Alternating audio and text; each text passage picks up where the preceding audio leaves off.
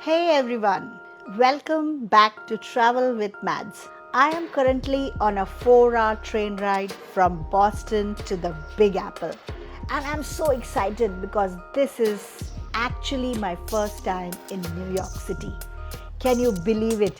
I've got exactly 48 hours to experience everything this incredible city has to offer, and I'm going to take you along for the ride.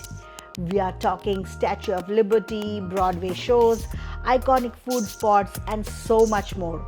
So grab your coffee, settle in, and let's explore NYC together.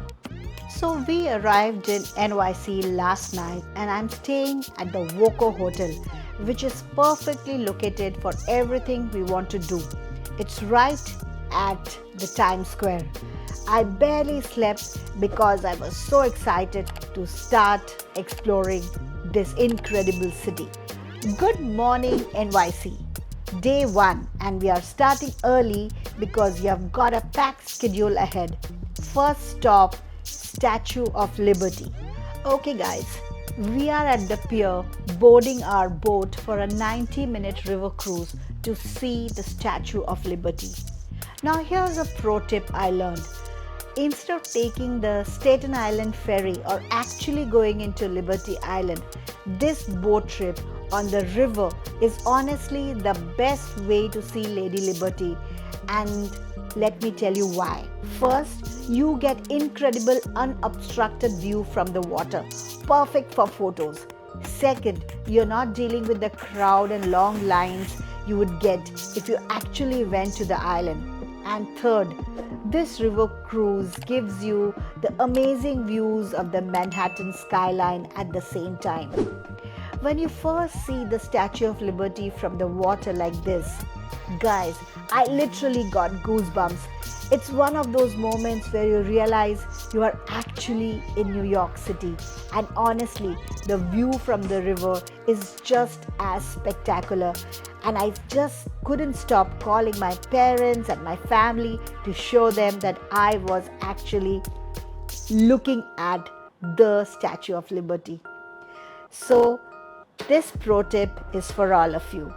After clicking some amazing pics near Statue of Liberty, we took another boat back to Battery Park, and from here we walked to the 9/11 Memorial and Museum. This was incredibly moving and definitely something that took us about 4 hours because you really want to take time and pay respect to the museum, to each and every artifact they have put, and the whole story.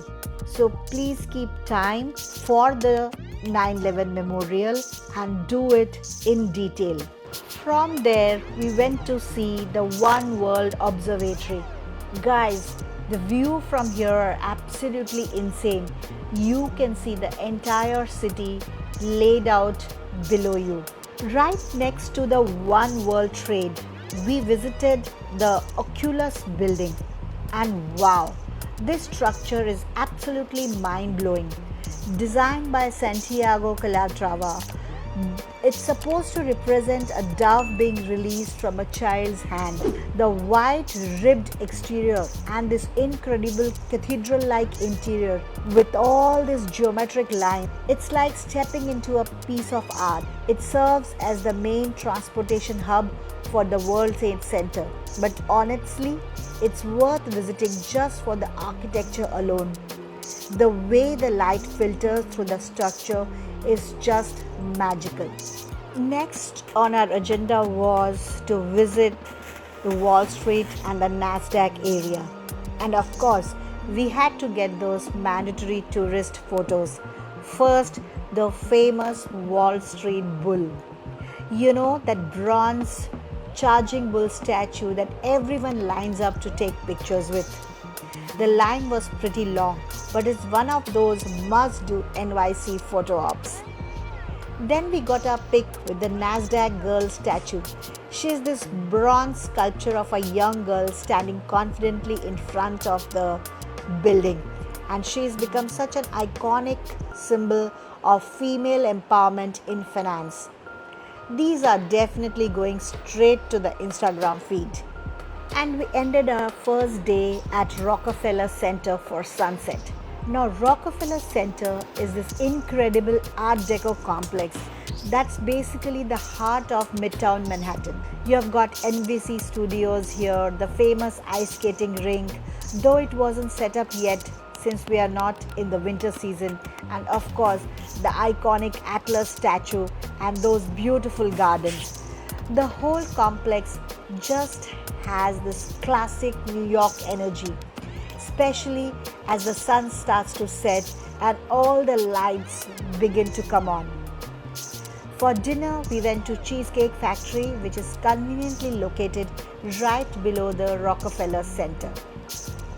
After walking around the city all day, sitting down from a proper meal was exactly what we needed. Day 2. And honestly, this was the longest day of our entire trip, but in the best possible way. We had packed a lot of things on this day. We started our morning at Hudson Yards with the Edge, this outdoor observation deck that literally extends out from the building is a must-do. If you are afraid of heights, maybe skip this one. But if you want some stunning photographs, I highly advise you not to miss this. Right after Edge, we did the Highline Walk, which is this elevated park built on old railway tracks. It's such a unique way to see the city, and you get great photo opportunities along the way. And of course, we had to get some shots at the Vessel building, this honeycomb structure that's become so Instagram famous. After spending some time with those perfect shots, we moved on to our next destination, Dumbo. We took the subway to Dumbo, that's down under the Manhattan Bridge overpass. And guys, let me tell you about the Time Out Market there. We had some incredible international cuisines all under one roof, and we had such a great time trying them. Definitely add this to your list of must-eat spots when you are in New York. Dumbo is also where tons of movies are filmed, especially around this Brooklyn Bridge waterfront area. It's so cool walking around and recognizing spots from movies you have seen on television and on big screen. After Dumbo, we hit up on some shopping at Macy's and Nordstrom. Honestly, we can't miss shopping at these iconic NYC department stores. But highlight of the day was definitely Moulin Rouge on Broadway. Guys, I cannot even begin to describe how incredible this show was. 2 hours of pure magic. The costume, the singing, the dancing, the sets, everything was just perfect. If you are coming to NYC, you have to see a Broadway show. It's an experience you will never forget. By the end of day 2, we were absolutely exhausted but so happy. What a day! Day 3, our last full day in NYC, and we are starting with Central Park. Took a taxi from our hotel to Central Park because honestly, our feet needed a break. Central Park is massive.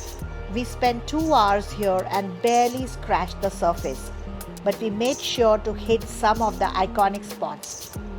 A good option would always be to take a bike on rent and roam the whole park. For all my Bollywood fans out there, we found the area where they filmed Kal Ho Na Ho. You know that iconic scene with Shah Rukh Khan and Preeti Zinta? And of course, we saw spots from Home Alone 2, which was so nostalgic. So it was a great day all in all. We had the feel of the Central Park, sat down next to the lake, clicked some pictures, took it slow the first half of the day. After the park, we took our first bus ride in NYC to get to the Fifth Avenue, the main shopping district. And the bus system here is actually pretty convenient and very interesting. It's like sitting on a big bus tour. So I highly recommend a bus tour on the Fifth Avenue. We really wanted to check out the Met Museum, but it was closed unfortunately on Wednesday. So if you are keen to go to MET Museum, so definitely avoid Wednesdays. Since we had some time as a Met Museum was closed, we did some shopping at TJ Maxx, Hershey store and the iconic M&M store. The M&M store is basically every kid's dream, 3 floors of everything M&M related. We also walked through Grand Central Station. The architecture is absolutely stunning and visited St. Patrick's Cathedral, which is again a beautiful Gothic cathedral right in the middle of Manhattan. Now let's talk about the food because guys, NYC is a food paradise. My personal favorite was Los Tacos. We actually went there not once but twice because their tacos were out of the world. My personal favorite, Cactus Tacos. Then Magnolia Bakery for their famous banana cheesecake and pumpkin cheesecake was totally worth the hype. Blue Bottle Cafe for our caffeine fix. Russ and Daughters was the most authentic NYC bagel experience. Nathan's Hot Dog, cause you can't leave NYC without trying a proper hot dog. Time Out Market with the incredible mention of all the cuisines, and Liberty Bagel, honestly some of the best bagels we've ever had.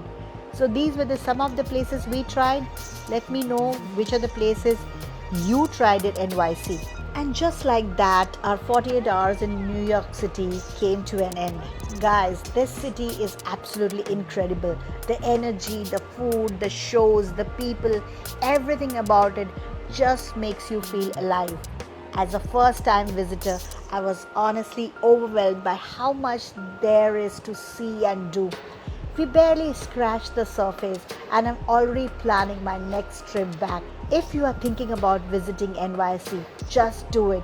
But definitely give yourself more than 48 hours if you can. If you enjoyed following along the NYC adventure, make sure to give this video a thumbs up. Subscribe to Travel with Mads for more travel content every fortnight. And let me know in the comment section what is the first thing you want to do when you visit New York City.